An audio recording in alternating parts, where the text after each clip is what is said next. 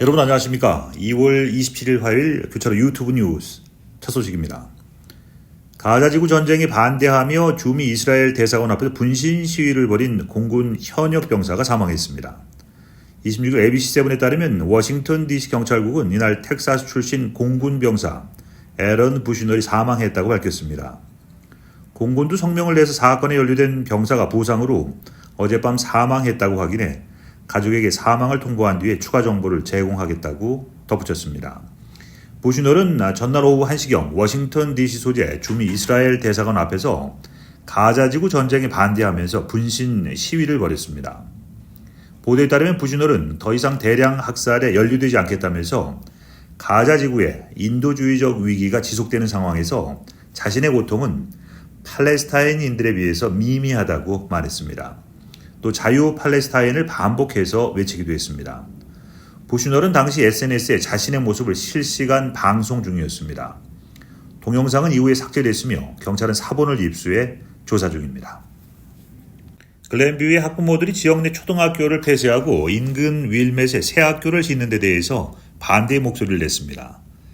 이 지역 교육위원회는 주민들의 투표를 통해서 글렌뷰의 235 비치 드라이브에 있는 아보카 웨스트 초등학교를 폐교하고 동쪽 윌맷의 다른 캠퍼스를 새로 만들기 위한 8,980만 달러 규모의 비용을 마련할 계획입니다.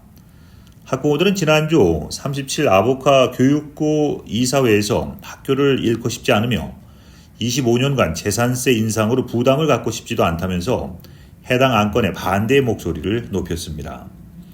학부모 모임에 따르면 아보카 37학군 해당 교육구에 따르면 60만 달러 주택의 경우 세금 부담이 연간 1,771달러 67센트, 즉 25년 동안 계산하면 44,291달러 75센트가 증가할 것이라고 지적했습니다. 또한 300만 달러 주택의 경우 추가 세금 부담은 25년 동안 거의 23만 달러가 될 것이라고 말했습니다. 회의에 참석한 아보카 웨스트 초등학생 학부모 자스미나는 질문에 대한 답변이 없었고 우리가 질문을 하면 솔직하지 못한 답변을 듣게 된다고 말했습니다. 또한 그들은 찬성표를 원하기 때문에 자신의 이야기를 밀어붙이고 있다고 덧붙였습니다. 이날 주민투표에 반대하는 학부모 모임은 100명 이상으로 늘어난 것으로 알려졌습니다. 재향군인의 미 중서부지회가 제40차 대의원 정기총회 및 기념식을 개최했습니다. 행사는 지난 24일 토요일 오후 12시 노스브룩에 위치한 꽃놀이 식당에서 진행됐습니다. 총회의 순서는 2023년도 주요 활동보고, 2023년도 결산 내역과 감사보고, 2024년 사업 및 예산안 의결의 순서로 진행됐습니다. 이어서 1시에는 안준성 육군 부회장 겸 사무처장의 개회선언으로 기념식이 시작됐습니다. 식순으로는 임지은 여성부장의 재향군인의 다짐 낭독, 서기석 부이사장의 공로 휘장 수여, 김정호 지회장의 대회사가 있었고 김지인 본부이사가 참석해서 신상태 대한민국 재향군인회장의 격려사를 대독하였으며 최훈지 시카고 한인회장과 이주영 6.25 참전 유공자 회장이 축사를 전했습니다. 순서의 마지막에는 황기학 국제협력부회장의 선창으로 향군가와 향군 구호를 제창하며 재향군인의 미 중서부지회 의지를 다졌습니다. 에반스톤 씨는 코로나19 대유행의 여파로 어려움을 겪고 있는 중소업체에 최대 2만 5천 달러를 지원할 예정입니다. 에반스톤 씨의 경제개발부서는 지난주 이메일을 통해서 중소업체 보조금 지원을 하는 3가지 프로그램을 공개했습니다. 이 프로그램은 사업주가 새로운 사업을 성장시킬 수 있도록 지원합니다. 지원에는 상점의 리노베이션도 포함됩니다. 이는 2020년 3월 13일 또는 그 이전에 운영됐던 적격 기업으로부터 새로운 중소기업 복구 프로그램에 대한 신청을 오는 6월 30일까지 접수하고 있습니다. 보조금은 장비 구매, 직원 채용, 마케팅과 같은 계획에 자금을 지원할 수 있습니다.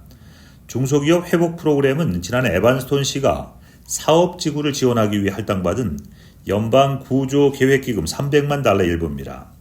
3가지 중소기업 프로그램의 경우 자금이 소진될 때까지 신청이 가능합니다. 보조금에 대한 자세한 내용은 에반스톤 씨 웹사이트를 통해서 참조하시면 됩니다. 동물원을 좋아하는 아이들과 가족들에게 반가운 소식입니다. 브룩필드 동물원에서 지난 17일에 사랑스러운 아기 회색 바다표범이 탄생했다고 발표했습니다.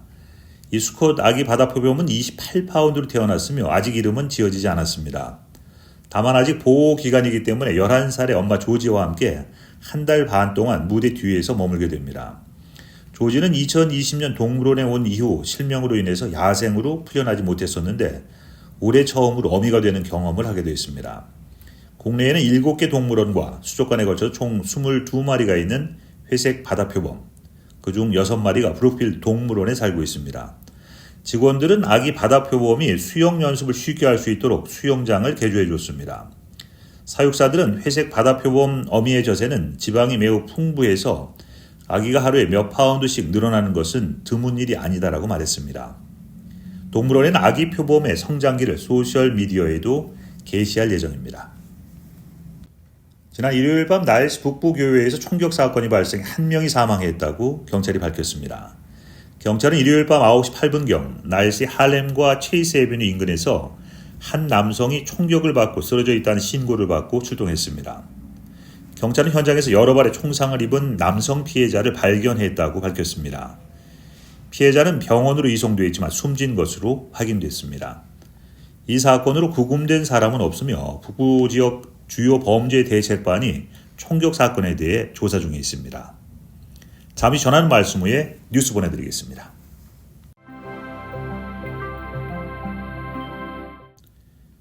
최근에 계절에 맞지 않은 온화한 날씨는 기록된 시카고 역사상 가장 따뜻한 2월이 될 것으로 예상됩니다. 2월 시카고의 가장 따뜻한 월 평균 기온은 1882년에 39도입니다. 국립기상청의 지금까지의 날씨와 월말까지의 최신 예측에 따르면 올해 2월은 그 기록을 넘어서며 평균 39.2도에 도달할 것으로 예상됩니다. 기상학자 마크 라처는 최소 2월 말까지 그리고 적어도 3월 첫째 주까지는 여전히 평균보다 온화할 것으로 예상된다고 말했습니다. 또한 그는 동부 태평양 전역의 엘니뇨 현상으로 기후학적으로 평균보다 따뜻하고 건조한 겨울 날씨를 형성했다고 덧붙였습니다. 기상청에 따르면 27일 화요일 시카고의 최고 기온이 69도에 달해서 1886년 이후에 기록된 최고 기록을 넘어섰습니다. 기상청 기후예측센터에 따르면 올 여름 기온은 평년 기온을 웃돌 것이라고 예측했습니다.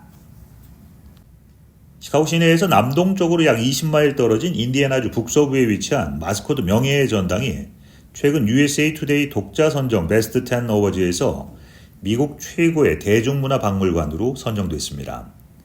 2018년 개관한 이 박물관은 인터랙티브 전시와 다양한 기념품을 통해서 스포츠계에서 가장 인기 있는 마스코트들을 기념하고 있습니다.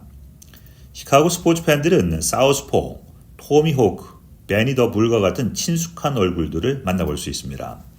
마스코트 명예의 전당은 19개의 다른 박물관을 제치고 1위를 차지했고 오하이오주 신시내티에 있는 아메리칸 사인 박물관과 캔자스주 와메고에 있는 오지 박물관도 중서부 지역에서 선정된 박물관 중에 하나입니다. 전문가 패널, 독자 투표를 통해 선정된 이번 수상은 마스코트 명예의 전당의 노력과 인기에 대한 결과라고 할 수 있습니다. 박물관 측은 마스코트의 마법을 믿고 우리를 1위로 만들어주셔서 감사하다라며 소셜미디어에서 감사 인사를 전했습니다. 이번 수상은 마스코트 명예의 전당뿐만 아니라 스포츠 마스코트 문화에 대한 관심을 높이는 계기가 될 것으로 기대됩니다. 맥도날드가 어제 26일부터 왁도날드로 변신하는 스페셜 이벤트를 시작합니다. 월요일부터 전 세계 맥도날드 매장에서 애니메이션 애호가들로부터 영감을 받은 로고 변경 이벤트가 시작됩니다. 이벤트는 3월 18일 월요일까지 진행합니다. 맥도날드 시카고 본사에 따르면 만화에서 영감을 받은 이 변신은 황금색 아치형 로고 왁도날드라는 이름으로 영화와 쇼 등에서 볼 수 있는 애니메이션 체인점의 모습을 보여줍니다. 왁도날드는 100편이 넘는 애니메이션 영화와 쇼에 등장한 가상의 맥도날드입니다. 맥도날드 최고 마케팅 및 고객 경험 책임자 타리카 하사는 발표문에서 애니메이션은 오늘날 문화의 큰 부분을 차지하고 있으며 팬들이 수년 동안 우리를 대화에 초대해 준 것을 매우 기쁘게 생각한다고 말했습니다. 그는 또한 맥도날드의 세계관은 팬들이 만들어낸 것을 반영한 것이며 팬들의 비전을 존중하고 그들의 창의성을 기념하는 동시에 사상 최초로 레스토랑에서 이를 진정성 있게 구현했다고 덧붙였습니다. 맥도날드는 일본의 마그나 아티스트이자 일러스트레이터인 아키 브라이트와 협력해서 메뉴에 맞춤형 왁도날드 패키지를 제작하고 디자인했습니다. 이벤트 기간 동안 고객들은 아키가 직접 스케치한 맥도날드 크루 캐릭터가 그려진 만화에서 영감을 받은 패키지를 받게 됩니다. 의회에서의 예산안 협상 난항으로 정부가 또다시 셧다운 위기 국면에 들어섰습니다. 민주당과 공화당 지도부는 서로 내탓 공방만 펼치는 모양새입니다. 의원들은 지난 25일 저녁 초당적 지출 합의문을 공개하기를 희망했지만 법안은 아직 공개되지 않았습니다. 정치 전문 매체 폴리티코와 의회 전문 매체 더 힐은 25일 양당 의회 지도부가 정부 부분 셧다운을 막기 위한 초당적 예산안 합의에 실패했다고 보도했습니다. 대선을 앞두고 양당이 극도로 반목하는 의회에서 정부 셧다운은 낯선 문제가 아닙니다. 회계연도는 매년 10월부터 시작이지만 양당은 지난해 예산안 합의 실패로 9월과 11월, 올해 1월까지 세 차례에 걸쳐서 셧다운 방지용 임시 예산안에 합의했습니다. 지난달 합의한 임시 예산안의 유효기간은 오는 3월 1일과 8일까지입니다. 시한 내에 예산안이 통과되지 않으면 보훈, 교통, 농업, 주택, 에너지 관련 부처에서 국방, 국무부까지 정부 업무가 차례로 타격을 받습니다. 보도에 따르면 양당 지도부는 당초 주말 동안 셧다운을 막기 위한 예산안 협상 진전을 발표할 예정이었습니다. 그러나 상호 타협할 부분을 두고 여전히 의견이 일치하지 않았던 것으로 보입니다.